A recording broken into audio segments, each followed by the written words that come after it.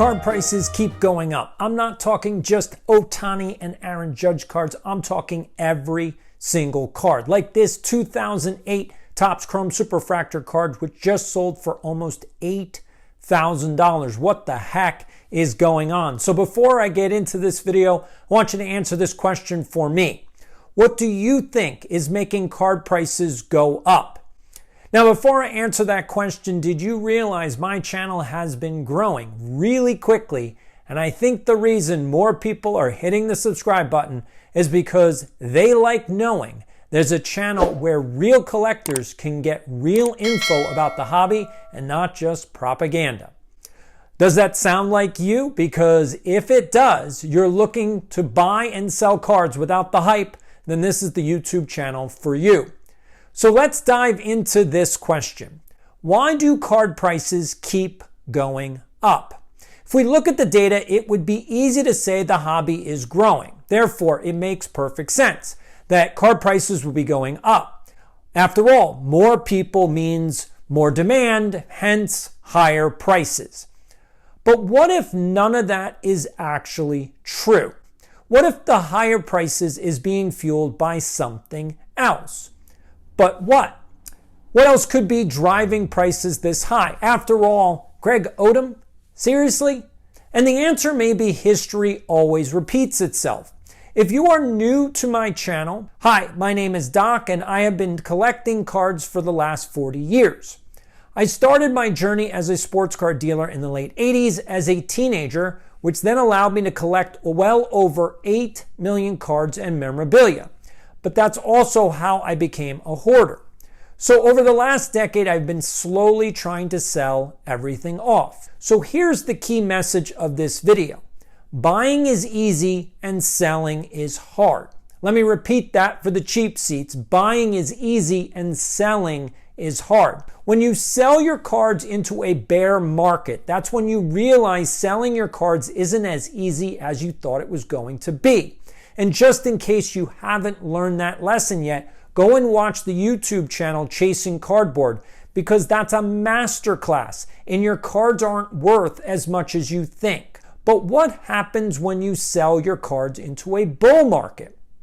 And this is what gets people into trouble. When you sell cards in a bull market, people all of a sudden will pay you full sticker price, and in many cases, overpay for your cards. So what is going on?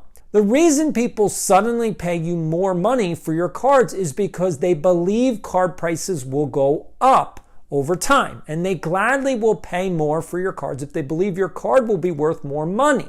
This is what happened during the junk wax era, and this is also what happened during the pandemic. And it seems to be happening again now. I've used this example before, but the 1989 Upper Deck Griffey card was the hottest card from 1989 to 1994 before the hobby crashed the first time. Even to this day, this is the most iconic card of the junk wax era, and every millennial and Gen Xer wants to hold this card in their collection. And I don't blame them, since I have 20 of them myself. But back in 1989, the Beckett price guide said this card was worth $150. So then, how much do you think people paid for this card if the Beckett guide said it was worth only $150? In New York, I saw dealers trying to sell this card for $300, $400, and in some cases $450 a piece. Not because that's what the card was worth, but because people thought this card was going to be $50,000 in 30 years. And that's the problem with the bull market. As soon as card prices start heating up, everyone goes into FOMO and dollar signs pop into your head. So what did we learn from our junk wax mistakes? First, we learned that the 89 Griffey card isn't worth $50,000 30 years from then. And secondly, every card isn't going to be worth more in the future. Obviously, hindsight is 20/20, but if we could have the power of hindsight right now, what would we do? So here's what I want you to do. Participate in this video. I just posted a survey on the community tab. How do you feel about the card prices? Do you think they're good or bad for the hobby? Tell me what you think by answering the survey. When the hobby goes into a bull market and card prices go up, people start buying more at higher prices. So that should be your signal. The minute you see card prices selling for record-breaking figures, you should assume that we're in a bull market And if we're in a bull market, that's when you should shift your mindset. Instead of buying cards, modern, vintage, whatever, even special cards, you should think about getting rid of some of your cards because you don't want to become a hoarder just like me. Because when you buy cards in a bull market, how do you know you're not overpaying for your cards? Now, I posted a video a few months ago about Jeff Wilson losing $300K on MJ rookies. If you haven't seen that video, I highly recommend you go back and watch it now, because what happened to Jeff can happen to all of us. What most people don't realize is that Jeff has lost over $1 million in value from his sports card collection. And the only reason Jeff's not upset about it is simple, because he's a very rich guy and money doesn't mean anything to him. But how rich are you, and does money mean nothing to you, or does it actually mean something? So what's the overall message of this video? History always repeats itself. And because history repeats itself, we recognize that when we are in a bull market, everyone starts feeling too good about card prices going up. And that's the problem. Card prices can't go up forever, and 99% of your cards will not retain their value. So what's the moral of this story? The moral is very simple. Buying is easy and selling is hard. The minute the selling part gets too easy, that's when I think you should start worrying. When you no longer have to negotiate selling your cards because people will gladly pay you sticker price, that's when I hope you shift your mindset from a collector mentality to a selling and trading person. And that's what happens to be what I'm doing. If history repeats itself, that means we are in a bubble right now. And yes, this is the second bubble since the pandemic. So what lesson should we have learned? To the collectors out there, if you have 50,000 cards lying around in your closet or basement somewhere, go get those cards out and start selling and trading them. What are you waiting for? Now is the future all the sports card investors told you about. The future isn't coming. The future is here right now. So what are you waiting for?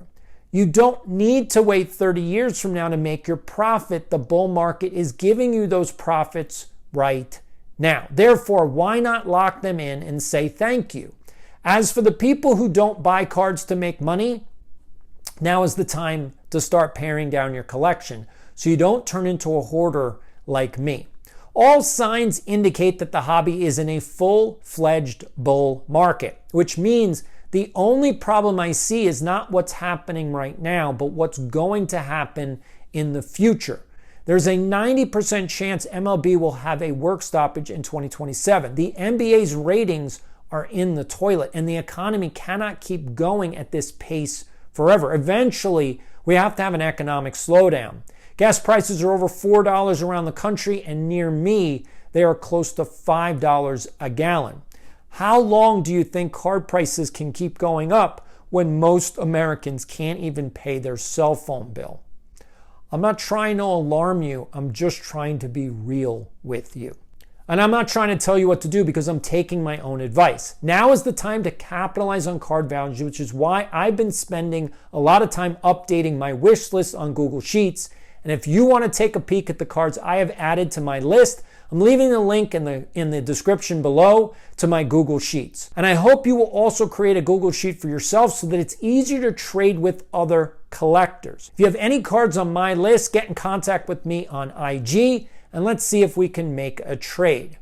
And I encourage people to start sharing their lists on Reddit as well. The hobby may be run by fanatics, but that doesn't mean we can't create our own community where people can buy, sell, and trade their commons, doubles, and excess cards with other people. So to recap what we discussed in this video before I say goodbye: 1, we are in a bull market. 2, card prices are going up. 3, now is the time to sell and trade your cards. 4, create a wish list on Google Sheets to share with other collectors. 5, answer the question on the poll: how do you feel about card prices going up? And lastly, the moral of the story is buying is easy and selling is hard. Therefore, when the selling part gets too easy, that's the moment you should shift your focus from acquiring new cards to paring down your collection and taking some profits off the table so that you don't turn into a hoarder like me. I hope you liked this video and learned something from it. My goal is to reach 4,000 subs by the end of the summer. So if you aren't a subscriber right now, hit the subscribe button. And just in case you didn't know this, but YouTube no longer recommends channels you actually subscribe to. So you got to go to your subscriber feed. And in my case, go and watch every month. Binge watch all the videos you missed so you can stay up to date on everything that's happening in the hobby. And you can also connect with more people. This is Doc saying, I'll see you in the next one.